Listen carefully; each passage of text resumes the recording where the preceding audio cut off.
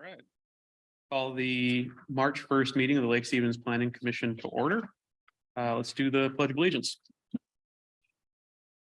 Oh, what was there now?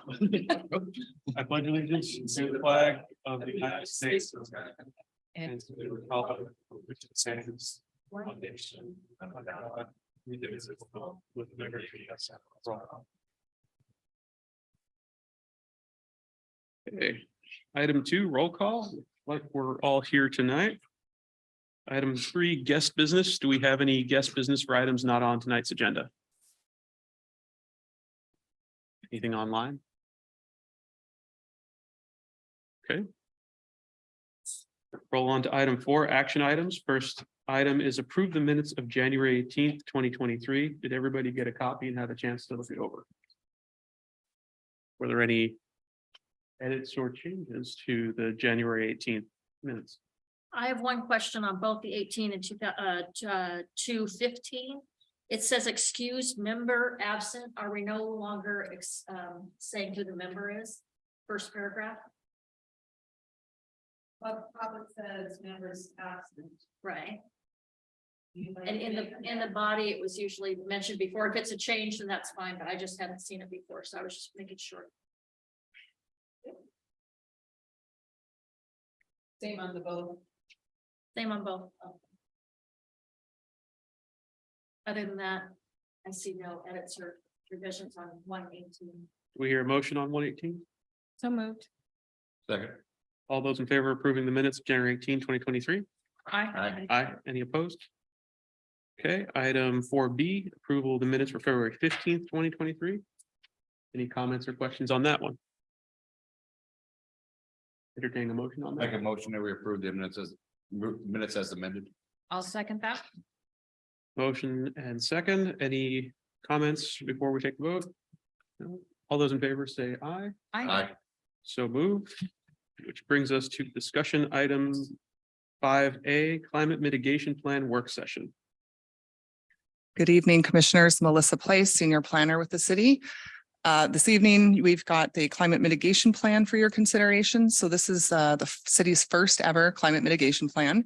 And it is something that the city is undertaking in prefacing the adoption of next year's 2024 comp plan. But a lot of the information that will result from this plan is going to feed into the update for next year's comp plan. And this evening, we have a consultant from Cascadia Consulting Group, who the city hired with the $80,000 grant that we received from Department of Commerce. And Gretchen Muller is with us this evening to do the presentation. But what we're really looking for the commission tonight is feedback on the draft strategies that are included in the staff report. We'd definitely love to get your feedback on that. It's going to help refine the measures as we go through the process. Right now, staff is currently undergoing review of the measures, and then you will have your input tonight, and then we'll be taking it forward to City Council around mid-March. March 14th is what it's slated for. Then we'll be asking for community input. We'll have public workshops on the draft the third week of March, as well as focus group workshops that week. And then we'll be working on refining that and doing some of the other elements of the plan in April. So at this time, I'll turn it over to Gretchen if she's ready with the presentation. Gretchen. Sounds great. Thank you all so much for having me, and thank you for the virtual accommodation as well. And can you all hear me okay? Yep. So keep going. Great. And then do we have the presentation on your all's end, or did you want me to pull that up on my end? You can share it on your end if you just click share screen. Okay, great. I will quickly get that started here. Excellent. So Gretchen Muller with Cascadia Consulting Group. And as I'm just pulling this up right now, I am I'm the project manager for this effort, and working with a team of Cascadians on various different elements. And we're going to start by just doing a walkthrough of what is this plan, what are all the elements that encompass it, and then just also, as Melissa mentioned, really diving into those draft strategies and actions, the draft measures, and getting your input on those, and spending the majority of the time getting your input on that particular task and that particular element of the climate mitigation plan. And so with that, I'm going to go ahead and start sharing my screen here. Make sure I can do that too. Yep, I can share my screen. Moving things around.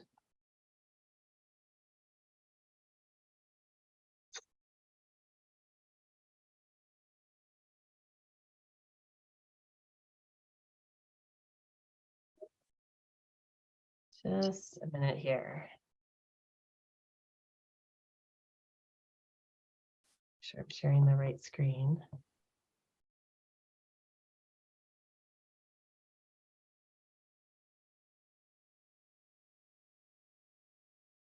There you go, we can see it. Okay, you can see it.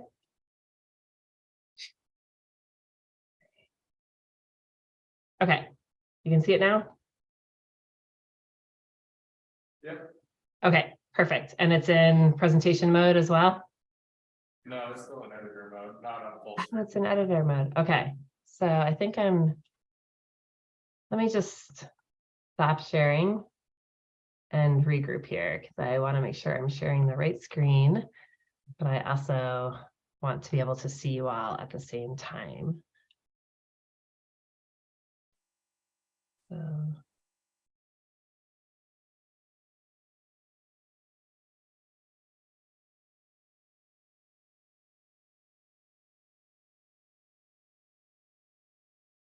There we go. There we go. Is that presentation mode? Yes. There we go. Excellent. 2.5 years in, and it took me that long to get it set up here. Okay, excellent. Well, I'm going to just dive right in here. Thank you all for the patience on the tech side of things. And as I mentioned, Gretchen Muller with Cascadia Consulting Group, and I'm the project manager for this effort, but with me, a lot of team members that are leading various different tasks for this project.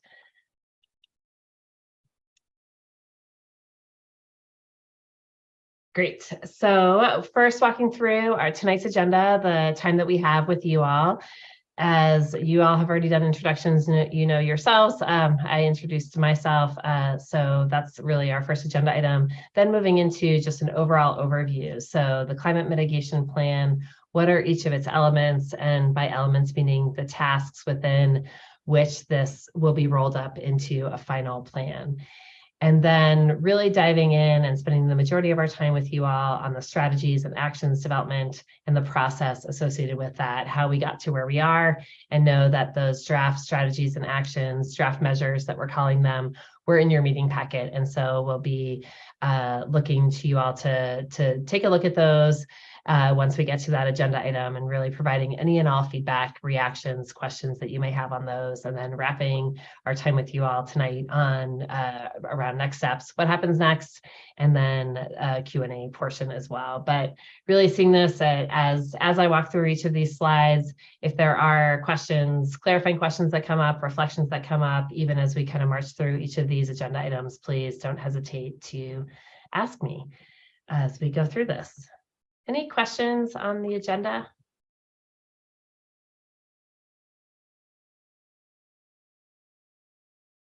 And Melissa, since you're in the room, maybe you can kind of keep an eye on questions that you're seeing that may come up, and make sure that I'm seeing them as well, since you all are a lot smaller in the screen and my screen than you all are in person. If that sounds good, Melissa. Will do, Gretchen. Yeah, we have no questions right now on the agenda. Okay, great. Excellent. So what is the climate mitigation plan, and what are each of its elements? So I'm going to get started on that piece. So really it's looking to capture each of these three main goals: the identifying strategies and actions for meeting Lake Stevens climate and equity goals. The plan is also looking to align with state greenhouse gas reduction goals. And then it's also looking to incorporate climate policy into that 2024 comprehensive plan update, which Melissa mentioned as well.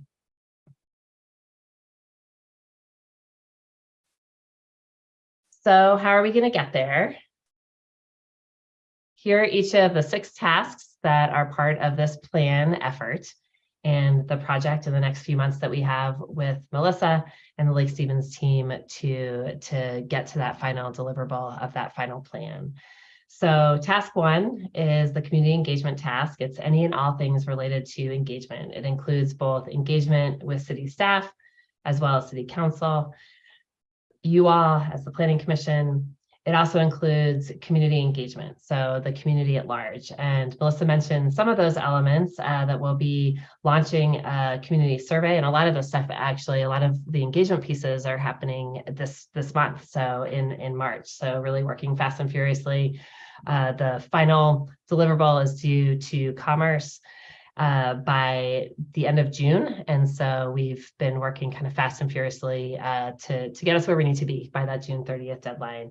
And so that means a lot of this engagement will be happening in March with the external audiences. So that community survey that launches next week and closes mid-April. We've got 2 upcoming focus groups, one that includes Citizen Advisory Council and the Youth Advisory Council, and the second that includes utilities and outside agencies, as well as 2 council meetings that will be presenting both a status update as well as getting reactions, comments, suggestions related to the draft elements as we get closer to that June 30th date. Task 2 is the climate mitigation adaptation measures. That's what we'll be spending the majority of our time talking with you all about today. And this is really the meat of the climate mitigation plan. So what will your initial set of climate mitigation measures be for meeting that Vision 2050 greenhouse gas and per capita vehicle miles traveled reduction targets, as well as preparing the community for climate impacts. And as I mentioned, spending the majority of our time with you all today, and those draft measures where they are right now are in that meeting packet that we'll be referencing when we get to that portion of the agenda. Task 3 is the equity assessment report, and our review, prioritization, and revision of the proposed climate mitigation adaptation measures will be informed by this equity assessment report. And we'll be conducting, basically evaluating, using this assessment to evaluate and filter each and every proposed measure for both the quality and extent it considers the various aspects of equity, with particular emphasis on considerations for vulnerable, for low income, and historically underrepresented populations to really better inform the plan and make sure that those draft measures don't have any unintended impacts that we are not tracking towards and addressing. So this task 4 is cost benefit analysis of measures. So we will be conducting a cost benefit analysis of up to 10 of your draft measures. And this is a quantitative analysis of both the costs and benefits of some of the top high priority near-term measures. And this next task is task 5, which is comprehensive plan amendments. And we'll be identifying suggested amendments to the comprehensive plan as part of this. And also we are still working with city staff on what form this will take and exactly the outline of what this amendment will look like, but that will be part of this final plan. And it all culminates into that task 6, so draft ordinance and proposed actions. Any questions on the elements of the plan? Gretchen, I'm not seeing any questions here. Okay, great.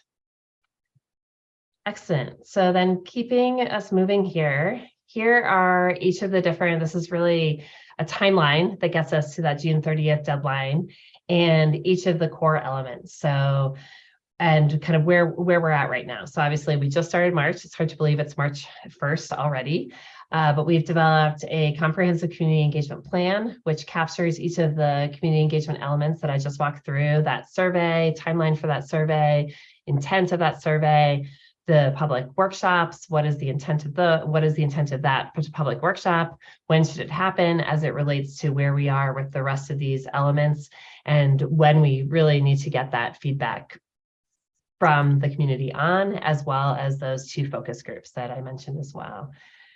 Then we've got that next bullet, which is the February bullet, and that's what the draft that you all have in front of us, in front of all of us in that meeting packet, which is the draft strategies and actions. Looking for your input on that tonight. moving into March with the equity assessment report. So what will that filter look like that we're going to be running the strategies and actions through? Then moving into when we've got a more fully baked list of strategies and actions, conducting that cost benefit analysis of measures in April, then moving into that draft plan in May, final adoption of the plan in June. And you'll see kind of the bottom bars here, that community and stakeholder engagement happening throughout, with a lot of the focus being in March, because we want to get input from the community before we do the next round of revisions to those draft measures. Any questions on progress to date and where we're headed? There's one question. Yes. And this is Jennifer Davis. I did have a quick question. I was really happy to see the cost benefit analysis as a piece of this.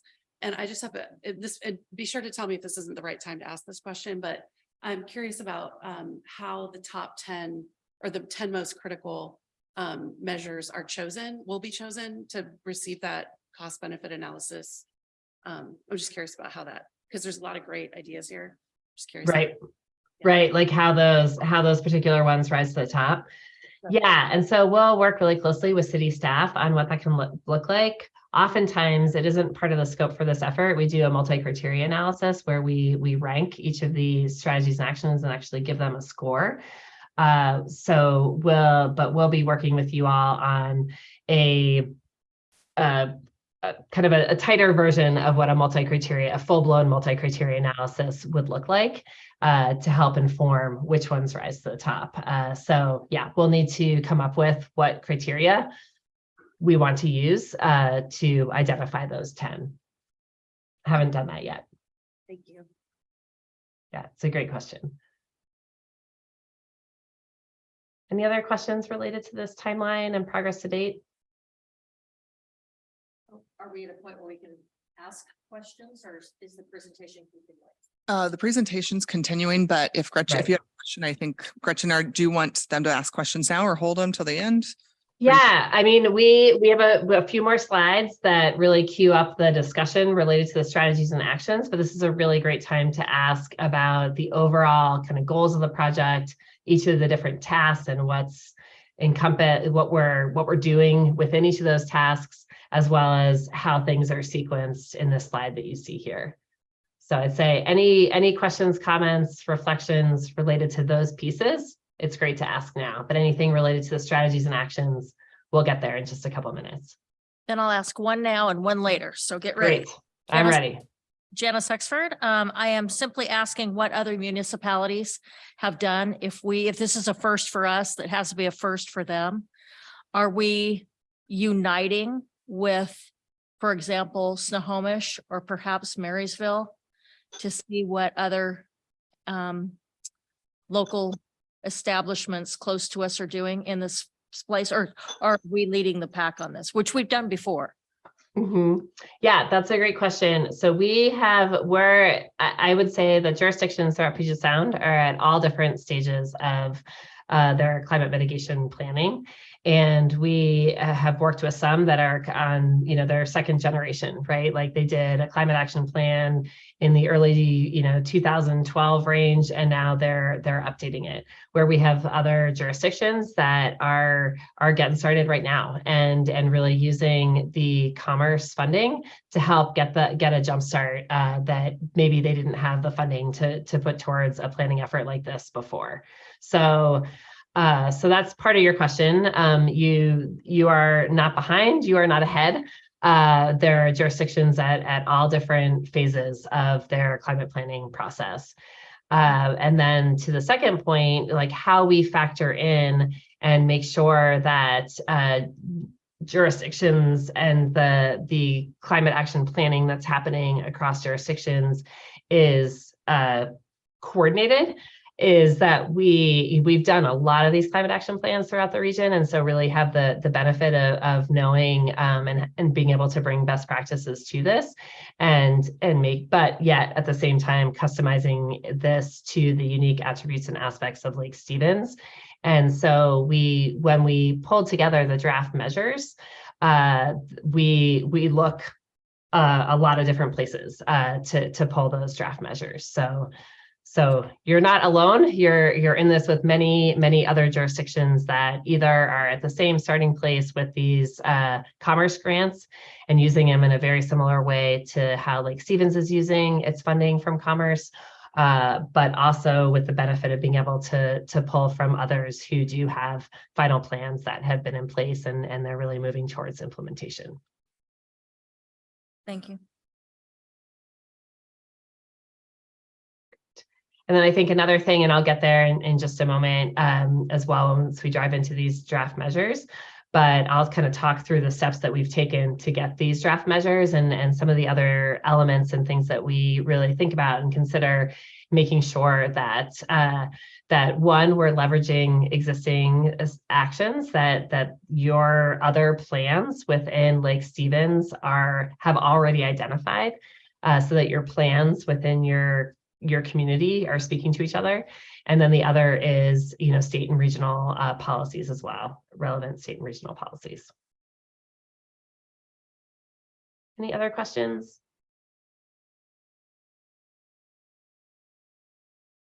No questions here. Okay, great.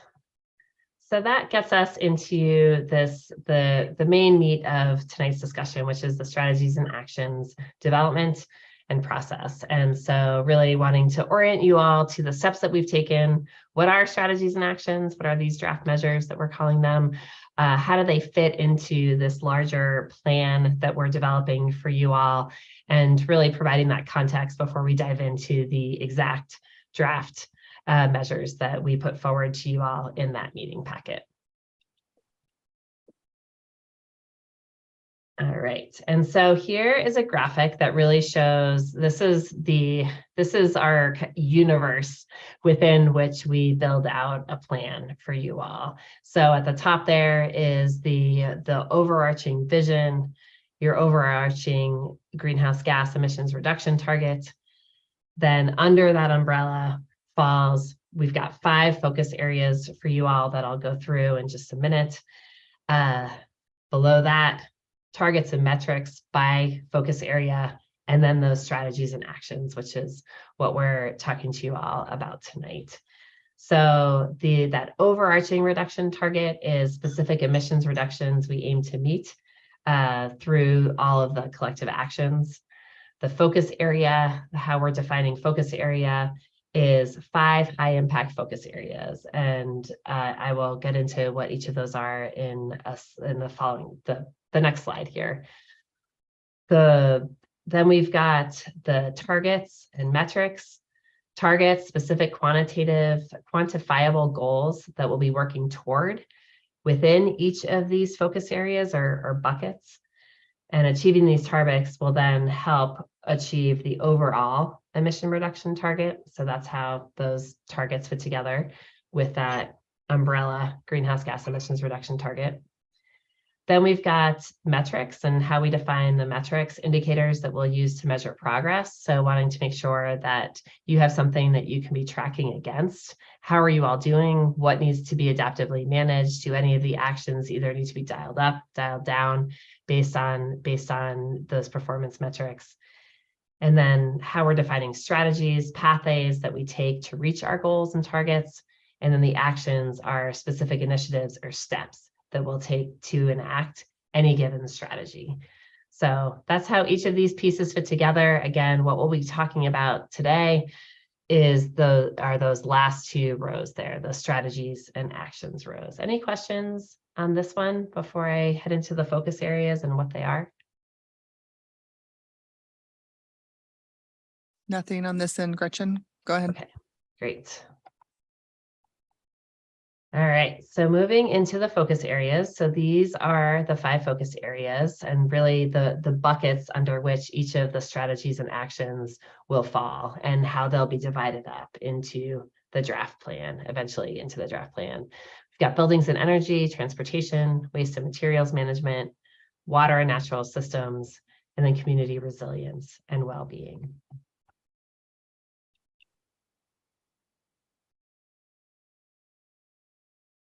And then this is really kind of the draft strategies and actions. and I mentioned a few of these already with the question that you had just previously asked. So where did these come from? And how did we get to this draft list of actions? So one of the lenses that we look through is our making sure that the strategies and actions that we identified reduce greenhouse gas emissions and/or enhance climate resilience. The next piece of development and area where we go to look for guidance and/or draft actions is making sure that what we come up with aligns with both local and state plans and guidance where possible, right? So we use documents that you all provided to us, as well as things like the Puget Sound Regional Council's Vision 2050 guidance, as well as Washington State guidance too. We draw from regional plans, we draw from best practices, our own best practices, and those of our colleagues. And we also really look to make sure that our set of draft strategies and actions offer co-benefits and such as improved health and other things as well. So really looking for biggest bang for your buck across these draft strategies and actions.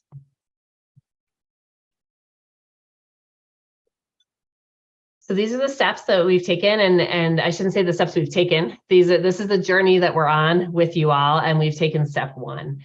And so that step one is we have this draft list of strategies and actions that are in your meeting packet that we'll talk about today.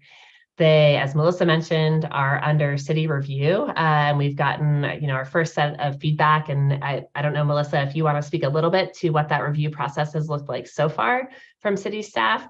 We haven't yet had a chance to incorporate that feedback. So you are seeing a version that doesn't yet incorporate city staff feedback. But Melissa, do you want to speak to, because you've vetted it and circulated the draft strategies and actions quite widely within your staff? Yeah, I do. I just, to give the planning commission just a little bit of information on where we got the draft measures from the consultant about a week ago. We've distributed it to city staff. And we have had each city staff member go through and add their comments in. And generally, the consultant has been looking for, do we keep this measure? Yes. Do we not keep this measure? Or do we revise this measure? And so as staff, we've been giving the feedback, either yes, no, or revise. And if it's revised, we're adding comments. So if it's just something we are saying yes or no to, but we have comments, we've been adding comments in there. I've also been reaching out to outside agencies as well as utilities. So PUD water, PUD electric, fire, sewer, school districts, PSE, community transit.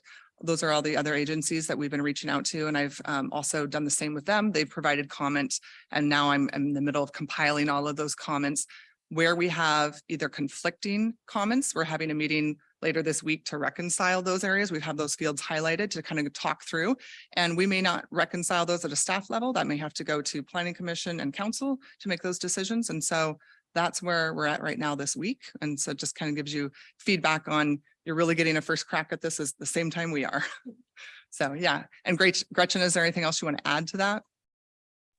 Nope, just wondering if any of the commissioners have any questions about Melissa, what Melissa just walked through, and any of the initial feedback that she's received so far.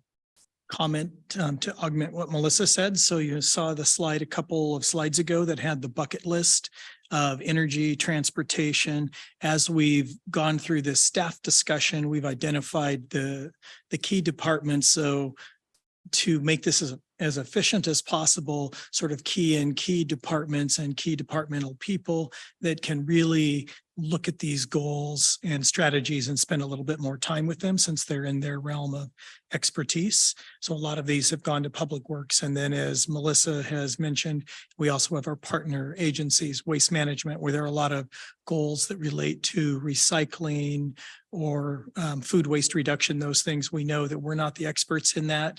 And so we want to, hear from Waste Management and see if there are ways we can partner. So really trying to be strategic in how we look at this very lengthy list to make sense of it. And again, have the right people making these recommendations and responses that you'll see further into this process, just so you don't have to feel overwhelmed like you have to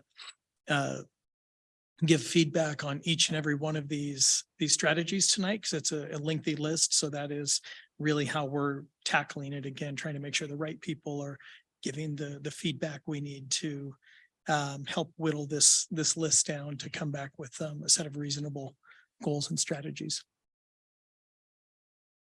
I think that's really smart to loop in the people that we practically implementing these on a practical level at this stage, because it just it's a way more efficient way to evaluate it. Russ, I was just talking with my wife a couple nights ago, and I've got it pulled up on your recycling drop-off locations. You know, if the nearest location to bring like large quantities of recycling is the Dubuque drop-offs. I found myself in that predicament a couple weeks ago where we had to get some appliances, and there were a couple of other things we had. We got huge volumes of cardboard, but I'm driving my truck all the way out to Dubuque, and the offset is, I'm sure it's far more energy consuming to just drive over there. But there's no central location for any recycling in Lake Stevens. Yeah, I appreciate you guys taking that initiative to potentially partner with Waste Management. Gretchen, in the interest of time, because we're at 6:30, do we want to just, I don't mean to rush you. I'm just wondering, because we do have another presentation after this, and I definitely want commission's input on on the measures. Yeah. You got a couple of slides left. Do we want to rush through it, or do you want to just jump to start getting into the measures? I think we can just jump right in. Yeah. And from a time check standpoint, how much time do we have, Melissa? I'd say probably another 20, 30 minutes. I don't want to I want to get enough time to the commission to give us feedback and. Yep, I think that's really great. And these slides here, they really just have a really high level list of strategies, which are in your meeting packet as well. So I think that's really great. I can just really quickly wrap with what happens next. And as we mentioned, we're hosting a public workshop, we're hosting 2 focus groups, we're launching a survey. That's all happening in March and April. Then heading towards, once we get all this great input, starting with you all and moving into the general public and elsewhere, finalizing that list of draft strategies, and then getting you all that draft climate mitigation plan in May. And so that's really all that I had. And I will go ahead and just stop sharing my screen here and then open it up for any and all feedback and reflections, input that you all are willing to share related to the draft measures. Okay, thank you, Gretchen. I think I'll just get the ball rolling here. I think this is a great starting point to encourage environmental stewardship here in Lake Stevens on both, the part of the city and the part of the people who live within the city. Without getting too deep into some of the nitty-gritty stuff in here, one of the things that does concern me is some of these have what I think will be some significant cost increases on people who live here in town. For example, when we talk about increasing requirements for sustainable building practices by adopting local amendments to the state building code, that's the kind of thing that's going to drive up the cost of home ownership or first-time home ownership here, and something we should be leery about. And likewise, we talk about on the second page, page 9, under home electrification, explore grant funding and local taxes on fossil fuel sources to fund electrification and weatherization. So again, we're putting, I think we're leading with the stick and perhaps not with the carrot on a lot of these. But overall, in some of the other areas, it's a really great start. Things that do take into account existing inventory, where we talk about replacing systems as they go offline or as they need to be replaced, and not charging in there and just saying replace these systems. I would personally like a little bit more information on what the renewable energy credits are.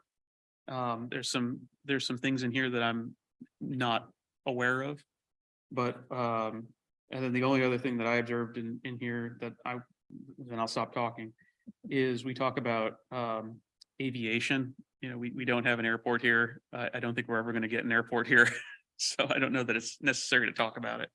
Maybe I'm wrong, but that's my 2 cents. So you're saying there's a chance? Yeah, so it's a can. Well, there's that little thought- model airfield down off There's a the side, right? One float plane, I think. Ooh. If, On the lake. if I may jump in and that was beautifully put. I would add trees to that. There's an element of where we are wanting more trees, but we've already seen that development in Lake Stevens has done nothing but bring down trees. So there's that juxtaposition that needs to be balanced if we're going to continue on some of the plans that have been put in our way and that we've had to vote to put up with. So full disclosure, because I have to say those two words, and this is for the presentation that comes next.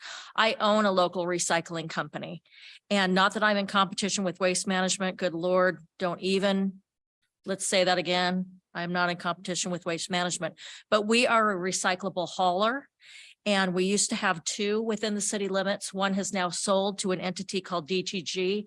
We are now the only independent recyclable hauler, but we are within city limits and we will continue to be independent. So when it comes to stakeholders in this, I would ask that perhaps it not just be the mammoths, the giants. Like I say, DTG just bought up Maltby, Hungry Buzzard, and United. They now own all of the dump sites, all of the solid waste dump sites other than the county. So this one entity has a monopoly on where we can now dump that. So if you are looking to go outside of those people that have the municipal contracts, perhaps it would help you to also look at independent, not just in my space, but independent companies that are in some of these spaces. And then to keep in mind that this needs to be fluid and flexible. Because as independent Washington State business owners, we have to be, therefore we can't have mandates that are put on us that are inflexible. And two things to second what Commissioner Dewar mentioned about the cost of construction, not put an undue burden on future housing stock. We continuously talk about affordable housing. That just seems to not be a priority right now. And when it comes to incentivizing solar, as someone who moved from Florida, I could see using city resources to incentivize solar in an area that with more opportunity, solar potential for that to be a good use of city resources. Not so much in Lake Stevens. And, when I think the word holistic is overused, but when you look at the resources putting into mining and developing and creating these solar panels and the installation of the panels versus the cost benefit analysis, it takes a long time to break even if you're in eastern Colorado or northern New Mexico, much less Western Washington. So yeah, just to make sure that we're considering those things when it comes to the 10 priorities.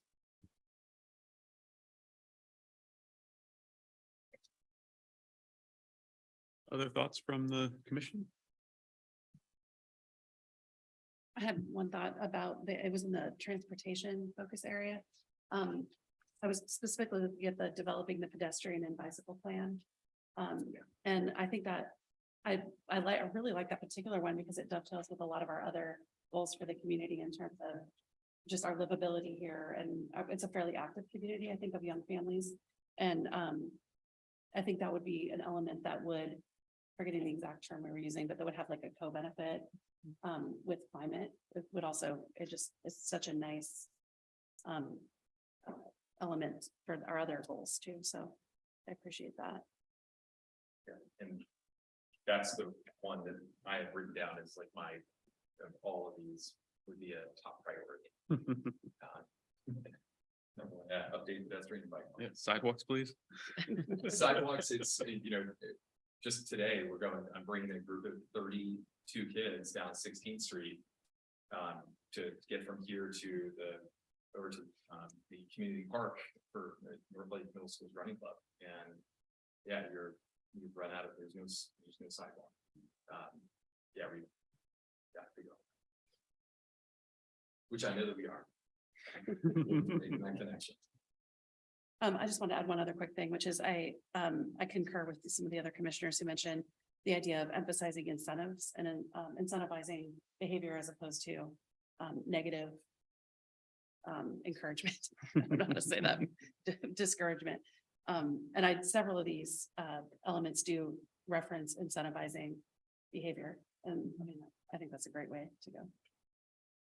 I think ultimately, adoption will come in the form of affordability. So as these systems come online, as they become more efficient, they become more affordable, and they become more desirable at that point and more adoptable, and people will embrace them rather than having them forced upon them. And no other comments from the commission on this one. So I'll just say thank you. Great, thank you. Gretchen, did you have any questions, additional questions for the commission that you have? Nope, I think just, all that you all have been sharing is very helpful, and getting your overall reflections, getting if there's anything that's missing, if there are any things you all have identified, a few top priorities. So those are the types of questions that we had for you all. Anything particularly stands out as particularly important, if anything's missing, and if anything needs to be revised. Those were the 3 key questions. But I feel like we got a lot of great feedback, and I don't know if there are any kind of final thoughts on any of those, if anything jumped out at people that they thought was missing. If anybody hasn't had a chance to share anything that particularly rose to the top that you haven't had a chance to share. I would just throw out to the commission, if you want to take over the next few days and think about this more, and if you want to provide written comments, you can get those to Melissa, say by, you can throw out the when, but as you heard, we are on an expedited timeline for this. But if you do want to reflect a little bit further and give some written comments, I know this was a lot to digest. We would welcome that additional input. I would say early next week, if possible. We're working towards including and refining this before we go to city council. So I'd have to include that for the city council packet. If it's the 14th, we generally put that out that Thursday or Friday before. So I would just have to make sure I get that in time for that. Yeah. And I just want to thank the commission for the input tonight and the feedback. This is very helpful. And I did want to add that the city is, as city staff, looking at the reasonableness and the cost effectiveness and the operations and that side of things. And our building official in particular has looked at and commented on how these measures play out with the required mandates from the state as well. So when you're bringing up the affordability, that is something that we're considering too as staff. So thank you. Thank you. I think that brings us to discussion item 5B, Lake Stevens Industrial Center work session for draft plan summary with Senior Planner Schmidt. All right. Good evening, Planning Commission. It's been 4 months since we have been before you from back in October. And since that time, there's been a lot going on underneath the scenes. Our consultants have been researching and gathering information and summarizing it and providing different options. So tonight before us, we have Michael Chen and Brett Conway with McKenzie. And we also have Chris Blakeney, who will be joining us via Zoom from, I think, Portland. He'll be presenting the market analysis this evening, and Michael and Brett will be presenting some land use options. So within your packet, there is a staff report and one graphic. We'll be presenting some newer graphics this evening. And then in addition, the City Council heard the summary from Russ at the City Council retreat in early February. So there's a brief summary of their comments in the packet.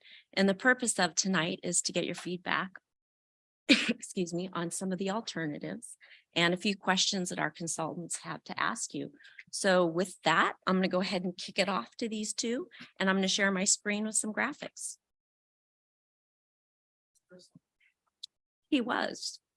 Yeah, he was on. I think you guys seen.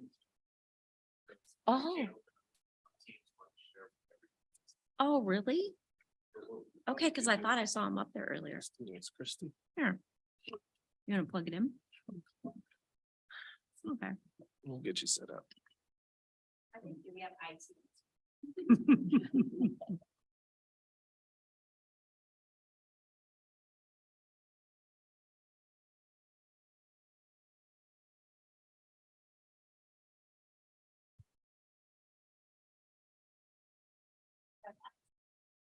He goes to the city, there's even city contact. Okay. Right there. We won't have the chance to cut that audio, so go to. It was in the agenda that was that. Yeah. Oh, wait a second, we'll upload. We'll just do that.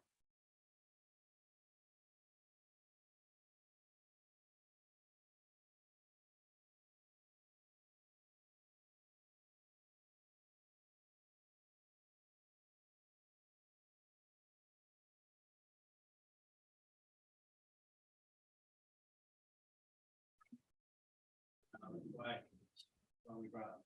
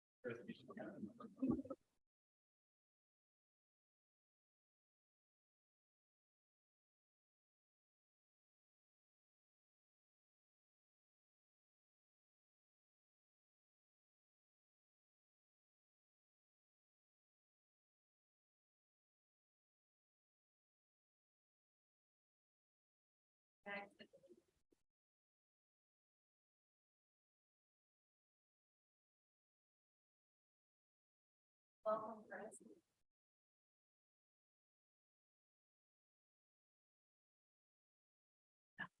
Welcome, Chris. Hi there. All right, good evening, Commissioner. So you've got Ken with. Good to see you again.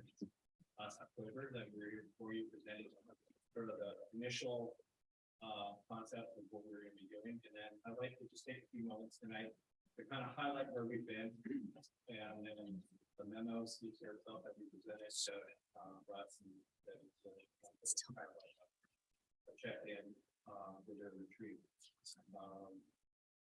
So let's see, we analyzed a lot of data that was given to us from city staff and also Chris working from Echo Northwest. His teams have evaluated the economics and the report. Speaking of the report, so we just submitted a draft of the full report to city staff this afternoon. And what I'm gonna highlight here is within that, but there's a lot more detail.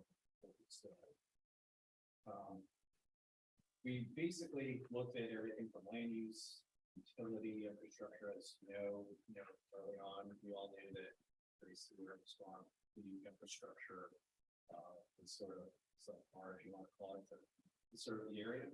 And then we've also evaluated the environmental constraints, geotechnical, steep slopes, stormwater, drainage basins, and with all of that information, we basically came up with what we call the tiering system. And the tiering system includes what I just mentioned: utilities. We evaluate utilities, topography, and adjacency to existing development. And with that, we quickly realized a pattern. And as you can see on the screen, and it's the first page of your packet, that tier 1 sort of represents the area that is closest to the existing utilities as well as the stormwater. So if you look at the legend there, it shows. So the Riley Group, who is the geotechnical engineer, provided feedback that the Captain Creek drainage basin, which is west of Old Hartford, generally infiltrate. You can see that in the aerials. You see smaller storm ponds that are installed currently on some of the recent development in Old Hartford Industrial Center, as well as some others. Those ponds are there to handle water quality, and then it's able to. So we felt that that was, pretty key in development. And then there's also sanitary sewers within that, within the city of St. Cloud. So we included those in tier 1. Tier 2 would be the next step, which the majority of it is in that south, which encompasses quite a bit of this, all of the 60 acres with a recent Chias station. And then I just want to state that those ponds are conceptual. They were not designed, it's just a graphic showing that, that's the low spot. Everything in tier 2 and tier 3 drains to low culture creek. And those ponds are a little larger because per the geotech report, the soils and the geography there are not as susceptible to filtration. So the ponds will be there to handle stormwater and then eventually discharge the filter. We also looked at this area as tier 2 because there's potential to add a lift station, sanitary sewer lift station on the east side, somewhere just about north of that teardrop pond there. And there's been plans to install a force main to the west to basically have another gap. So that's where tier 2 was. And then tier 3 above. It's just a little further away from the existing infrastructure that's there today. And Chris could always chime in as well, but we did this because we want to basically take slow steps in infrastructure. We don't want to just go out and build furthest away and put it up. We want to pace yourself, and that's where this tiering system comes in. We've done this over and over again for other municipalities, looking at road patterns you want to build off of that's there, maximize the facilities and the infrastructure before we continue on. With that, so this is a work session. We're going to just I'm going to kind of speak to some of the other concepts that are shown, but then Chris is here, and then you can chime in. Once we're done with this, we'd like to just have a back and forth work session, get feedback, question. Go to the next graphic.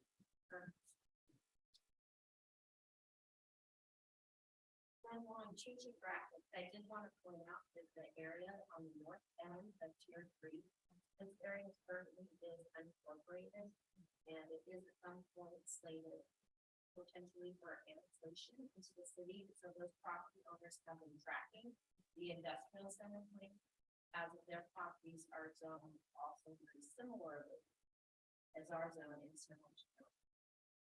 So have we read in the, if they're not annexed yet, have we read it in the county then? And are they on board with what we're doing? We have not reached out to the property.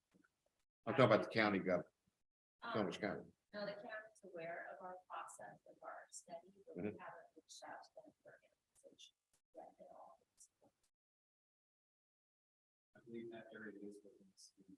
It is within our MUDA, so it is eligible. And it's identified on our comprehensive plan analysis. So go ahead and take the graph. The effort of this study is developing a notion of how a typical site would be maximum utilization of the building, so that we can drill down to develop profiles of how much land we could potentially turn into buildings that would then yield into economic input for the area, as well as to inform planning commission staff in drafting and designing new guidelines for development parameters for this district. There are already some in place, but there aren't industrial development specific design guidelines. So the city standards.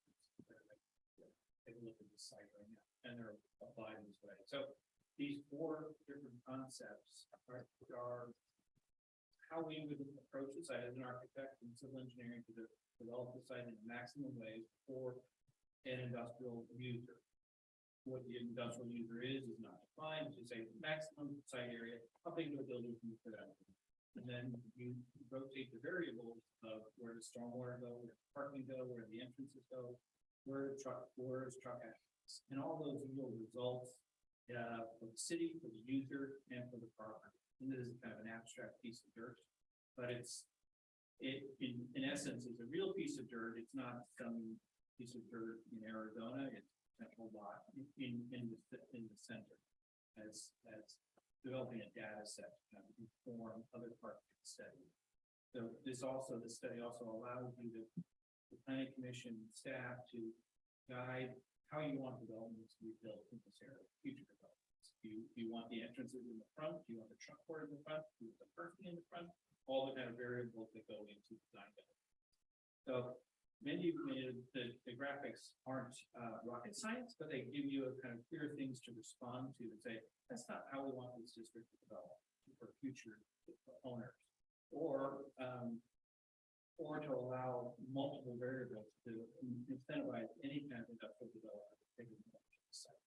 So it's the tool in site planning that'll then develop into design standards for the city.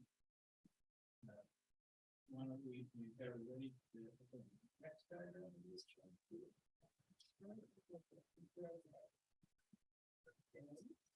Good thing you have paper copies. So everybody does the whole page. Yeah. Part of our study is to develop how, in a strategic looking at the district, how might certain decisions be made to enhance the success of an industrial district. And it usually starts with transportation. How do we get to the site?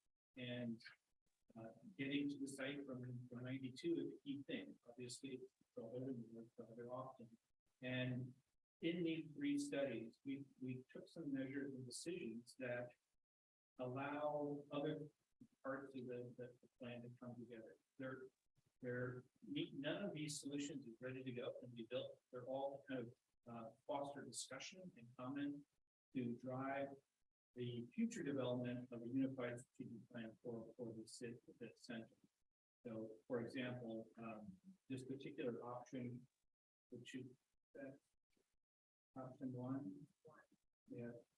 makes the choice of creating an intersection at 91. If you could scroll to the top of that image, and item number one, the icon there, say that connection point becomes a significant connection point to 92, rather than at Ancheas. And that has pluses and minuses, just like all the other connection points to 92, and they all have price tags. That's a future effort. But what with that decision, what else happens to create a good transportation plan for the district? So we took a look at 3 different connection points to 92, and then how the major transportation through the district occurs, and that's the strong solid red line from 92 all the way down to Manchegas. And then also accenting which roads become de-emphasized for industrial traffic, so the dash line with that notion. And de-emphasizing it is maybe that investments wouldn't be put on that road for future truck traffic. But that's a study of future date if the investments were made to create a great intersection. Also looked at is where the types of users would want to go with the existing land pattern. So this is parallel to the tiered studies, but this is suggesting that the larger footprint industrial developments is in the kind of the yellowish area, and smaller tenant, smaller user focus is in the center, right at 27, 28, and Old Hartford. and they're in that light industrial, light commercial that supports the whole region in the city. And then surrounding that could be more like maker spaces, that are medium sized industrial facilities. So just kind of a slight overlay. Some suggestions also in the three diagrams suggest how the bike trail, the continual trail, travel to this area. It's a big asset, and you all know that. And it's, many cities are taking these assets in industrial areas and making them more significant, and taking advantage of their trails and making it an asset. You've got a great one going through here for staff, employees, as well as visitors to the area. And why not explore whether it can be incentivized, be sure they're right out there. Just certain areas I've traveled with myself on my bike, and certain areas are, you know, through the whole trail, not necessarily through the Lake Stevens area, a little dicey. And can that be even made more safe, as well as more of an asset and enjoyable, and to show off its history to people coming through. So there's a notion in some of the sketches in this particular idea is we've got a bike trail link through going through the green belt and over the creek back to the city. That's the kind of the diagonal line going southwest, where the number 4 is Hartford Ave. And so that existing road is being de-emphasized, not going to be, you know, it's one way today, it's a dicey bridge, and so to change that into just a bike trail and linking it, the industrial area to the city, could be an interesting idea to connect this district and trail back to the city. So let's, why don't we go to the next diagram. Yeah, so ran instead of. This particular connection. Specimen. I love hearing about my own community. This connection point is to emphasize the and enhance the connection at Chas and 92 right there, make that a full-fledged interchange. So that left turn goes practical and usable. We're not designing it, we're just saying that it's more of an idea study. And then make sure Manchas serves the industrial population.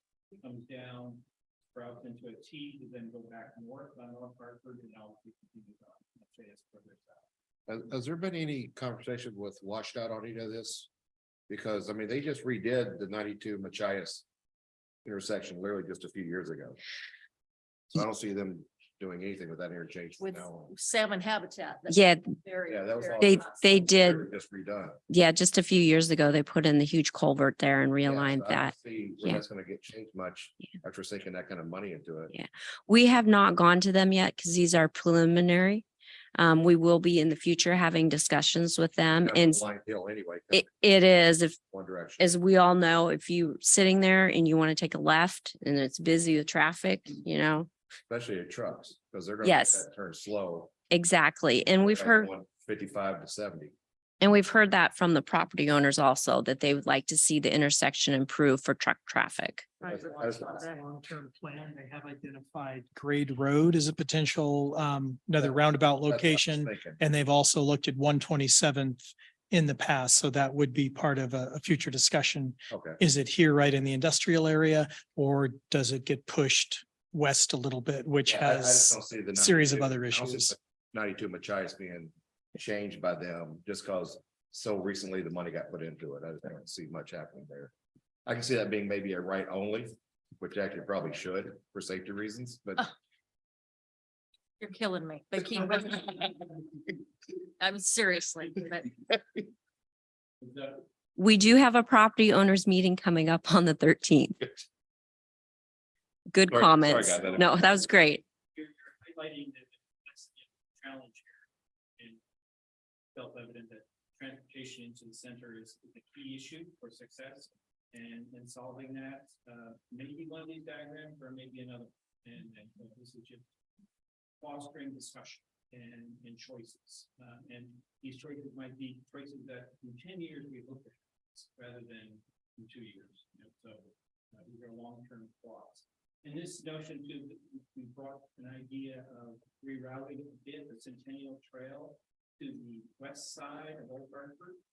And why are we doing it? Why does that idea make sense? It's a new right of way, it's already been built right in front of the Hartford Industrial Center, supporting the notion already on the west side of the right of way for potential bike trails. Now, that's not separated today, but it's giving a hint of a road section that would support the trail on one side and a two-lane road. And other areas haven't been rebuilt yet just because the development hasn't come along yet. So is there some benefit to the center to take advantage of gaining the trail onto the west side of the park? And then bringing it down through the center and bending it across 27 and then linking it onto Manchas and taking it south. Yeah. The only thing I'm worried about moving the bike trail around too much is that part of our plan at one time, which is why there should be markings on Centennial Trail, was to encourage some of the biking to go into downtown right here, was to basically come down and use this loop around us to bring in the bicyclists to our downtown businesses. So I want to, any kind of plan, I think, should still make sure that is possible and easy for them to do, kind of like what they do already in Snohomish. But I mean, we had a market analysis done on bicyclists about the amount of income per stop they distribute. And it was pretty significant. I want to make sure that somehow, I would personally want to make sure that is still in our plans, that So the city, that loop is still, or some type of loop through downtown. yeah, and the city's still looking at that in our capital plan, and we do have state funding to build a connection on 16th. So that Yes. becomes a preferred route a little bit south of here, but always the idea of maintaining Hartford is also with that direct Well, that's what I connection think. from the We'd trail. Come Yeah. in 16th or out 16th. Come down right through here and go out Hartford would be fine, because originally it was going to make the turn at 20th, but if we can go down to Hartford, then we can encourage more more businesses in the other area, which would make it more attractive for them. And two of these alternatives continue that notion. So. Yeah, okay, I just wanted to make sure that that plan is hopefully still being addressed to help downtown businesses during the summer months. Just to clarify, so that the improvements on 16th are not just walking paths, but a dedicated bike lane as well? It would be a multi-use path like the South Lake Stevens path. Okay, Yeah, the one on the south. Yeah. gotcha.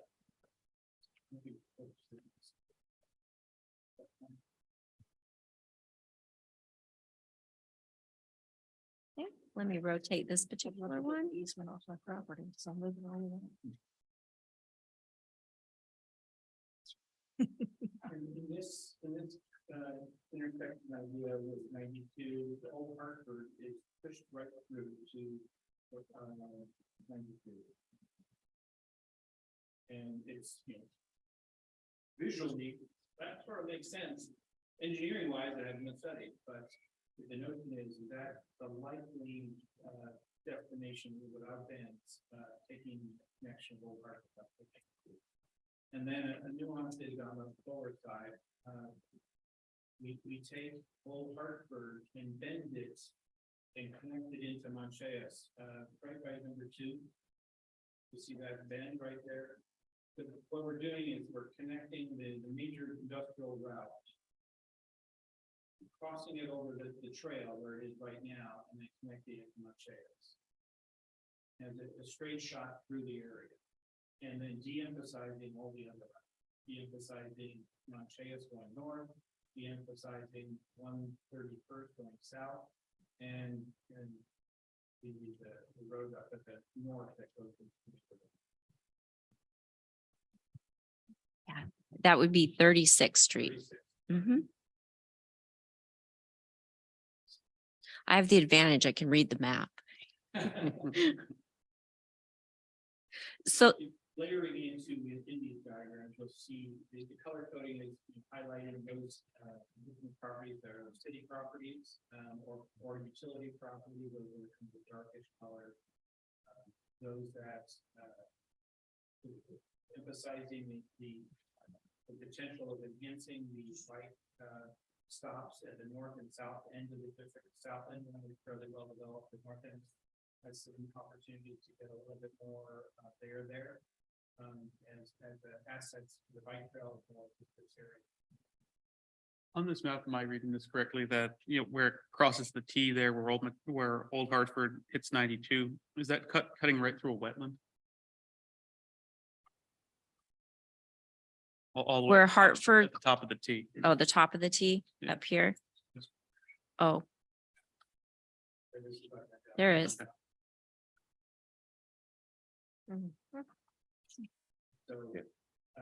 it'd have to be studied. Guys are further gonna be so Based on confused. classification of the wetland, but we have seen right of ways go through wetland. Mitigate. Correct. Roads and utilities have a provision for wetland mitigation through wetlands. Any initial comments on these? I know that you're big to absorb, and also Chris, are you there? Can you hear me now? He's been having. I can hear you barely, Michael, but I can hear everybody else that's got a microphone in front of them. So I've been tracking the conversation as close as I can here. Yeah. So Perfect. with option, if option 3 was more where you did this, would 127th then, would the 127th 92 go away, like where you join on the 92 right there? Instead of having up north right there. At that 127th is the, yeah. That road right there to the left. To the left. Yeah, that would Here. go away. Okay, I just want to make sure. Yeah. Chris, can you just give us So a that highlight? two. The connection would go away. I heard Michael speaking there. I think I was asked to give a quick flyover of the work that we were doing. Is that correct, Michael? Yes. Okay, excellent. Cool. Yeah, so I'll just give a brief overview of the work that we did and how it kind of tied into the rest of the work that McKinsey did. And so we started off by taking a comprehensive look at the real estate market conditions in your area. And we started at a very granular scale. We looked at Lake Stevens and how are things operating there. But what we quickly found out is there's not a lot of industrial activity in Lake Stevens, clearly. So to get some reliable information about how the general industrial market trade winds are flowing, we had to come up a level. So we zoomed out and looked at the North Snohomish County submarket, which is the market that you operate in, which is how the brokerage community defines how your market works. And then we went on and took a look at some of the underlying economic and demographic conditions that are shaping industrial demand in your market. So how is the economy growing? Is it contracting? Are you seeing strong employment growth? Are you seeing strong population growth? By the way, Lake Stevens is one of the fastest growing communities in your area. Of course, you probably already know this from a population perspective. And then we did some research on the regional influences that drive development on a regional scale. So we kind of looked at the targeted industries that are being evaluated by your regional economic developers. We looked at some of the kind of rail kind of concentrated sectors and clusters that are influencing your economy. And then finally, we started to consider how this area could operate in that regional construct and where you fit in that equation. And so what we did then with those findings is that fed into McKinsey's work, as you just saw, in informing the kind of ideal locations and phasing. So all these alternatives that you saw, we were able to tell them, well, this, based on the outcomes of our analysis, these are the typologies that we think are most viable or potentially viable.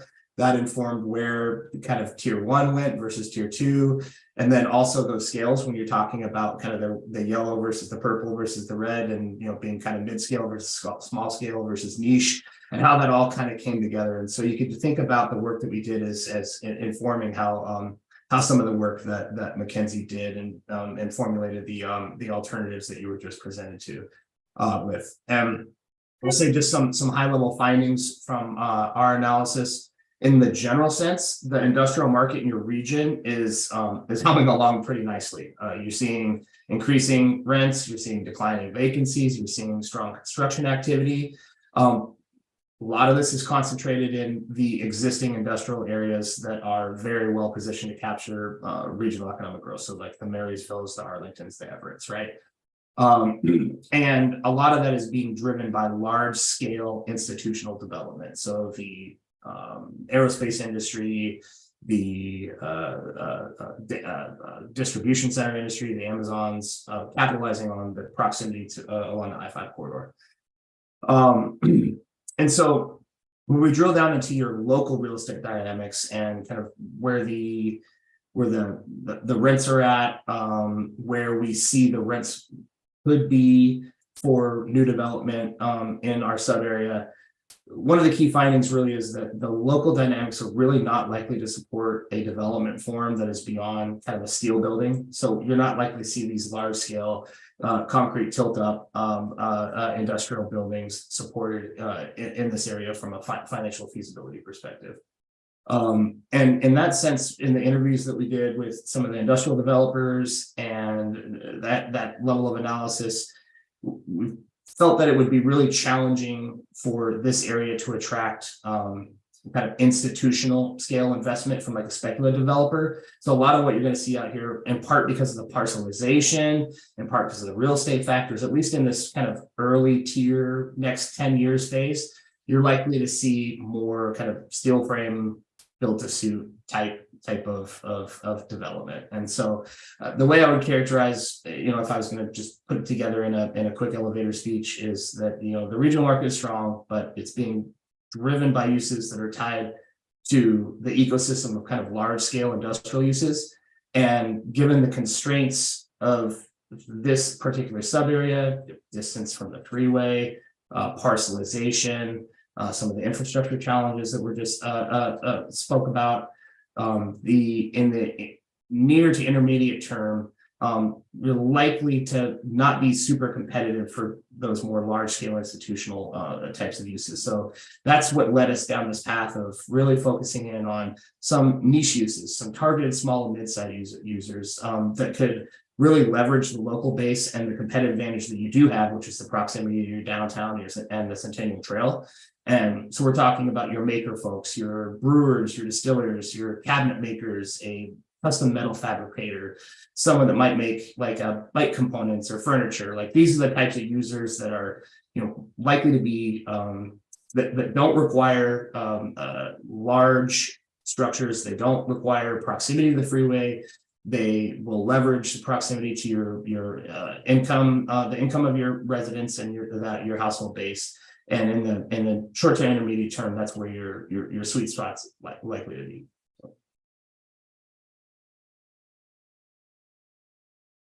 Would our industrial area, when it comes to market, are we more, I see we're looking at being compared with Marysville and Arlington, but is it more like, maybe more like Snohomish is over off Bickford? It's more like Monroe. I mean, yeah. The space isn't as big. Yeah. Lots are Okay. smaller. I got So again, due diligence, and I have to make sure that I keep saying that. If you look at option one, my name is Janice Huxford. If you look at option one, I am the bubble that is your number 3. I actually own that corner, including space across of Centennial Trail.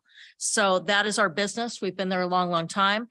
We were there before City of Lake Stevens decided to make light industrial copacetic with pot grow and production. And we actually, Chris, to your point, lost a cabinet maker. We lost the door company. We lost a metal manufacturer. All of those companies either sold or rented to pot grow and moved somewhere else. So we have conceded as a city, we have conceded everything south of us to, with the exception of 1, 2, 3, maybe businesses, is all pot grow. And so my concern about looking at this, and I am fully engaged. This is why I stayed on Planning Commission, quite honestly, for a 4th term, is to see this through, because I'm fully engaged, because I'm fully invested. This is where our employees come to work every day. There are some great ideas that are coming out of this, but we kind of shot ourselves in the foot when it comes to a market analysis, in my opinion, to any other city, because we're the only one that's left light industrial open for pot grow and production. So they couldn't go to Monroe. They couldn't go to Arlington. They couldn't go to Everett. They had to come here, and they did. So I look forward to the continued discussion. I would hope that you would, again, there's a stakeholders meeting and my husband and I hope to be there and continue to be engaged as stakeholders as well as the planning commissioner. But I would be careful to compare us to someone else when the city electeds at that time chose to concede half of the industrial area. And Chris, Commissioner Connor Davis, yeah, just second that. I would consider it an impediment to bringing in businesses from, when you mentioned like a brewery, there's a lot of outdoor seating. That area does, within about, I'd say, 60, 70 meter stones throw in any direction, it smells like pot. That's a major problem. My 6th and 7th graders, when we're running up and down, they all know it as Weedville. That's not a good thing. So, I don't know what the city can do, but what we are able to do in terms of zoning and in that area to ensure that, we are attracting to, what the city is likely going to invest considerable resources in to ensure that we're, on the back end, we're able to attract the kind of businesses that we want to an area like that. Yeah, it's a huge impediment.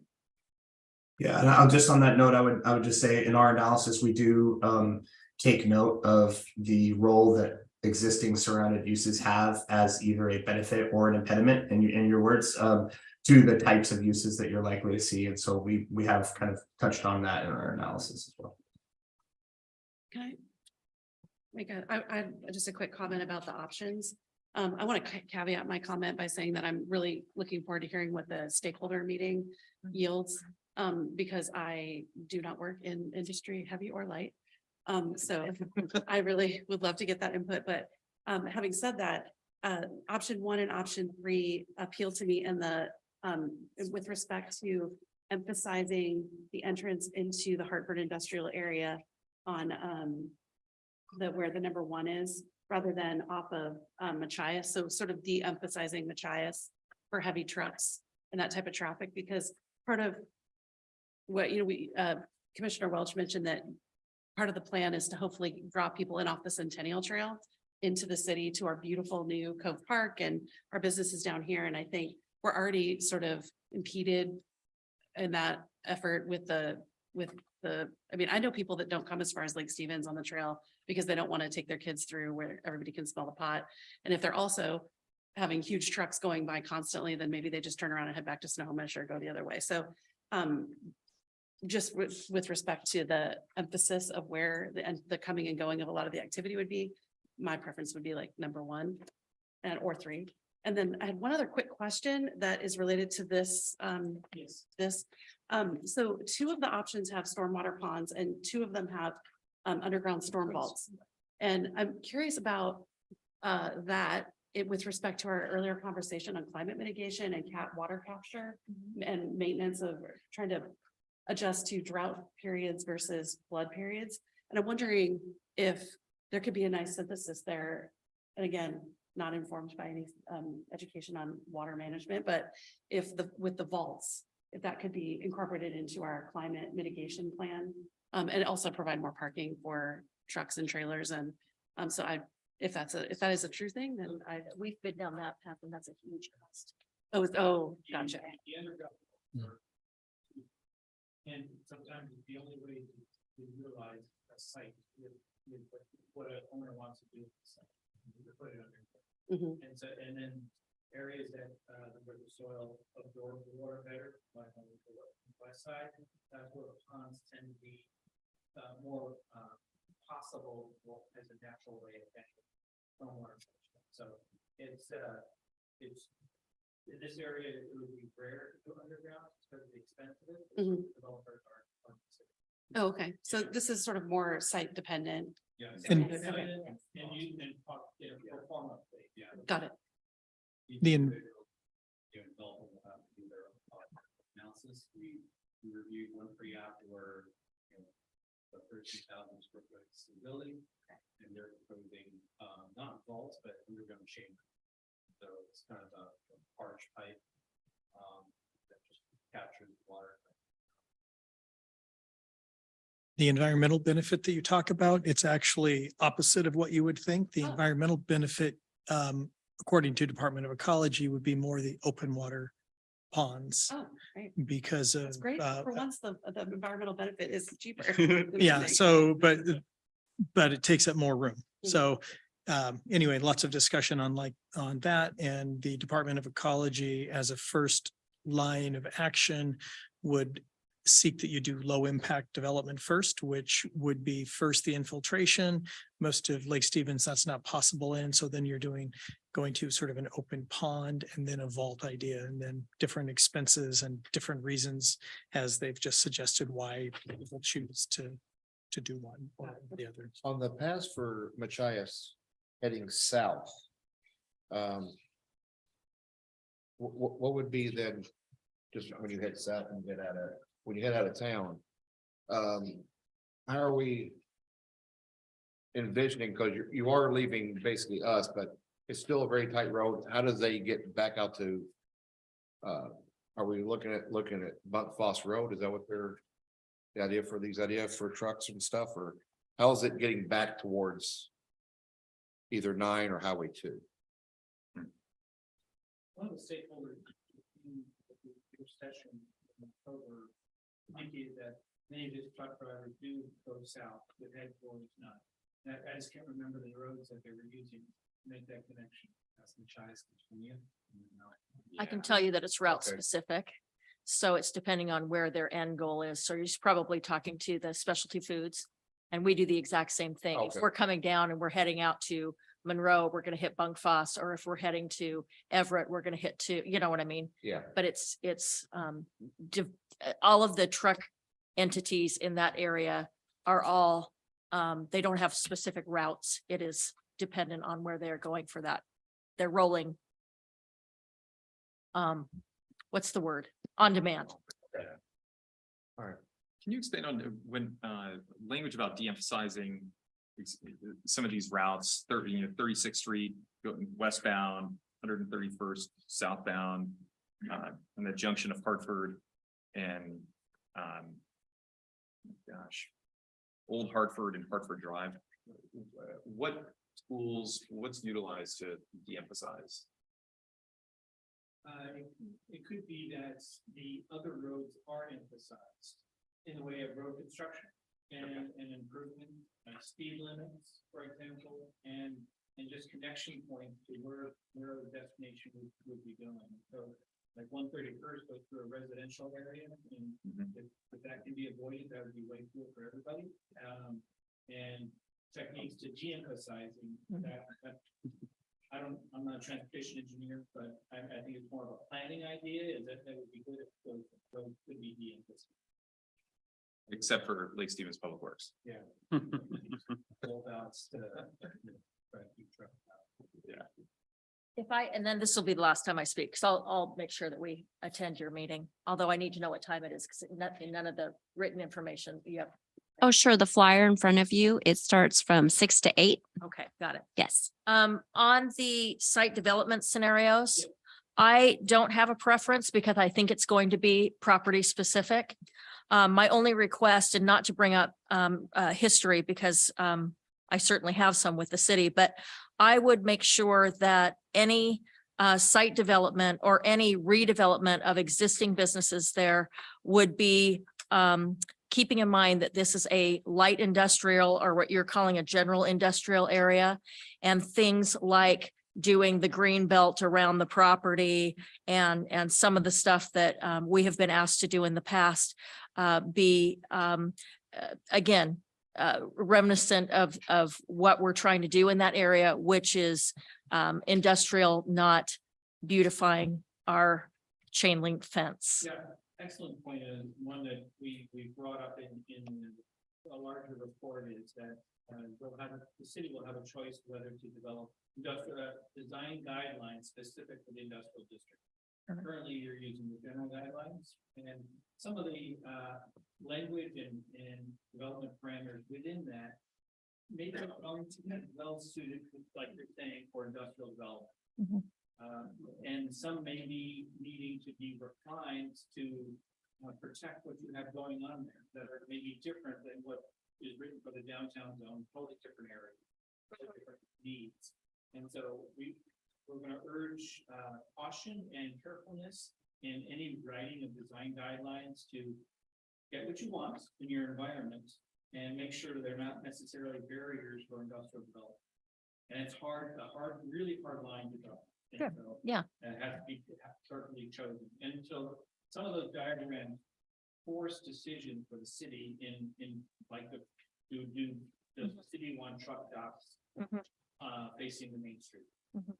And maybe that's okay if they're screened or whatever measures are out there. And maybe that if that site needs truck docks at the front and that user needs them for their function, then maybe the tree standard changes for that relationship. So they have to have more tree shade coverage. You know, you have a lot of tools in your code to for leveraging it for both means, for users and the city. Thank you. We've seen some cities write design guidelines that end up turning developers away. That's what we just have to balance that dance. And I, You don't want us to require flyer boxes on your fences, We were, little hanging ones. and we didn't. so I do want to say as staff, we did take to heart a lot of your input that you've provided at the previous meeting about design concepts. So you'll see in the draft plan when it comes out, when it's made public, that our next steps, future considerations will be for zoning use changes that will be up for consideration and discussion, as well as development of the design guidelines, specifically for the industrial area. As Brett pointed out, now our design guidelines really focus, they use the word commercial, and that also encompasses industrial. Yeah, I wanted to see, mention input, part of our recommendations is to consolidate the zone. But right now, there's 3 who consolidate to general industrial.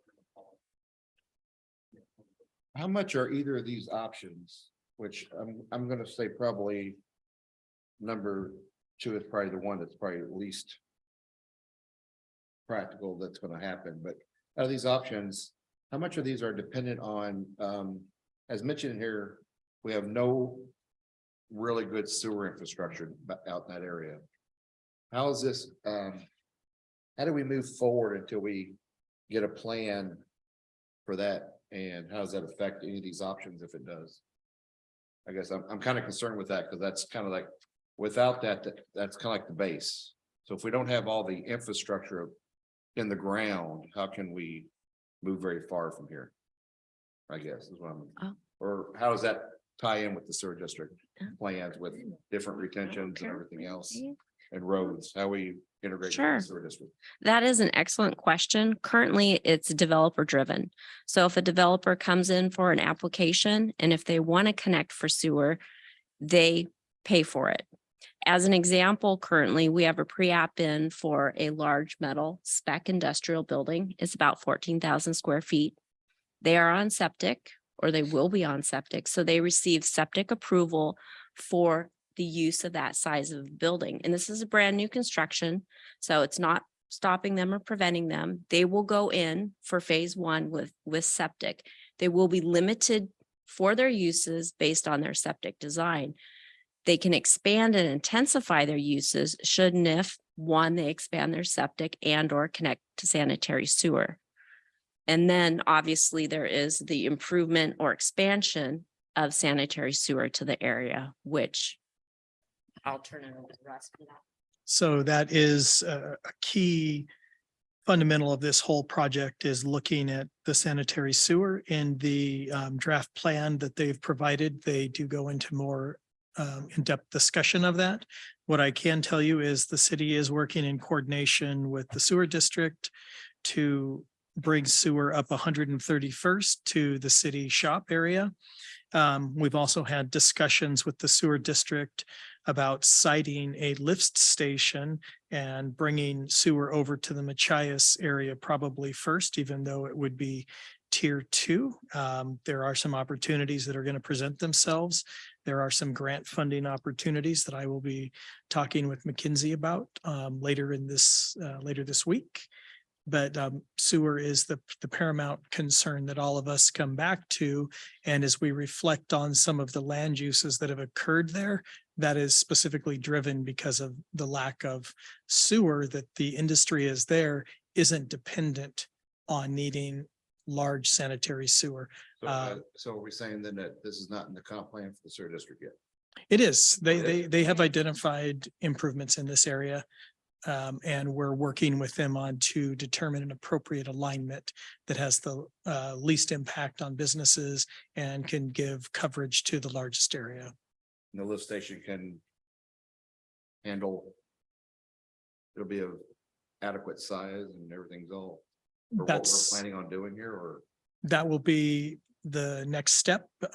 Like I say, we have some grant opportunity coming forward, and that would be my idea, is to do a feasibility analysis to determine a location and a sizing, an adequate sizing for that.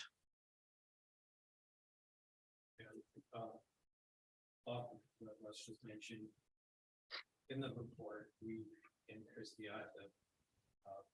that report I sent you this afternoon, we could just not look into it. I just realized that there were good sections left out, and that was basically breaking down developable areas within each tier. So especially tier 2, we have a good sense of developable acreage. And we're assuming, maybe it gets built out at FAR 0.3. We can use that information to help sort of side potential lift station for that. And then this plan, when we're putting together here, we're thinking, well, when sewer district prepared their massive, master plan that Grant Osborne provided, they looked at the entire area. They didn't have any sense of where development was going. They were just looking at it, overall big picture. If we gave them this tiered plan and showed them like, okay, this is where we think, for first, it could cause them to reevaluate where who does, priorities, where they should, look at the expansion of sewer first. Because their report basically stated they needed 7 million or something like that by 2027 in order to complete all that improvements. But we could take tiered approaches to that.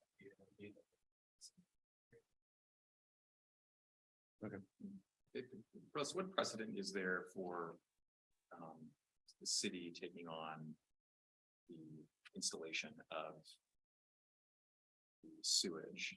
With a Field of Dreams kind of scenario. We have done that in the past and entered into agreements. We're talking about doing that right now. That does the city become the lead agency or not? If we did do that, we would be asking for a developer extension with the sewer district like any applicant would, and work with them on a design. But being part of the unified sewer district, we absolutely could move forward with a capital project like that if the council so desired.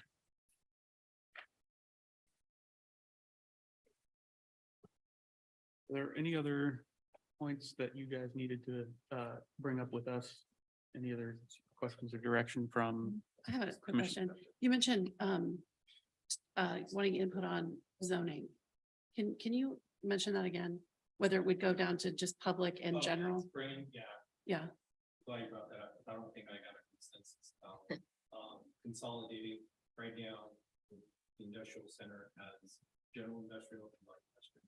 If you look at the use tables, everything, it's almost apples to apples. They just really thinking consolidating it because general industrial, that way it's just a lot easier for staff and for public developers to look at and look at concepts to develop. I actually have a note. I was going to keep quiet until the stakeholders meeting, but is that something that we can table right now so that I can check and see if there's any change in our insurance policy based on the zoning? I think that that would be something for all of the stakeholders to do prior to the 13th. Well, this would then, if we decide to make that change, that would happen in our comp plan update, right? So we- 2024 update. So we basically, oh. Okay. All right, so yeah. And I think I'd like to see those tables side by side. Yeah. You know, in a packet, so I'm not ready to make any recommendation on that until I can actually see what is and what is not. You'd be surprised what things come back and bite you. When it comes to funding all the possible improvements, are there any special designations that area could be, or something that would loosen maybe federal funding? Or, So we already, Lake Stevens, along with a couple of other cities, were one of the first cities in the state that got a manufacturing designation to help alleviate some of the costs out there. That's gone broader at this point, so we do have that classification still for some tax rebate.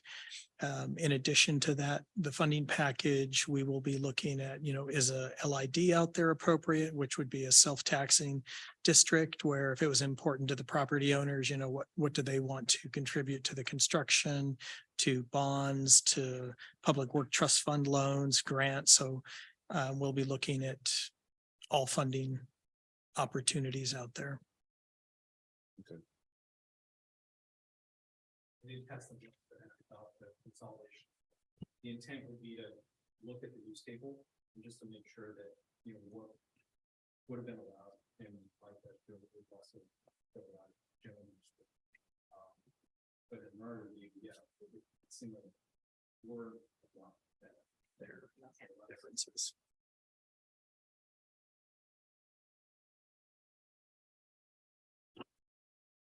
Okay, anything else on that topic? I don't think so. Any other comments from the commissioners? Okay, My comments, thank you. This Yeah. is great. certainly. Yeah, I would like to make one request before you. I handed a handout for you for the property owners meeting coming up on March 13th. I would like to point out, if you do plan to attend, please notify us quickly, because if we have more than a quorum, we need to advertise it as a meeting. And we would need to do that 10 days prior to the meeting. Is that correct? So it gives you it's on the 13th. You have a couple days. So please RSVP. And this is like, what, the second meeting, or it would be the second property owners meeting. And they received some emails too. how many property owners came to the first? We had about 10. 10. Yeah. All right. Hopefully we'll have more this time. So please spread the word. Alrighty, and with that, I think we're on to item 6, Commissioner Report. Let's start with Commissioner Holt. I have nothing. Oh, I'll, nothing for this week. Nothing. for this week. Very brief, because this has been a long one. Two things. One is a compliment to Kim Clinkers and the staff at our Public Works for following through on the South Lake Stevens speed issue that we've been dealing with. Even the small amounts of steps that they've taken are being noticed by the neighborhood that is newly annexed. And we are grateful that something is being done. People still haven't slowed down, but something is being done. So we're very grateful for that. The other one, and let's not get into it tonight, but can we make a note to update on House Bill 1110 as that continues through, shockingly with bipartisan support? It concerns me at a city level.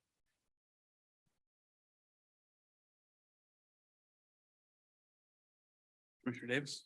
Nothing for me. Okay, Sorry. and nothing for me tonight.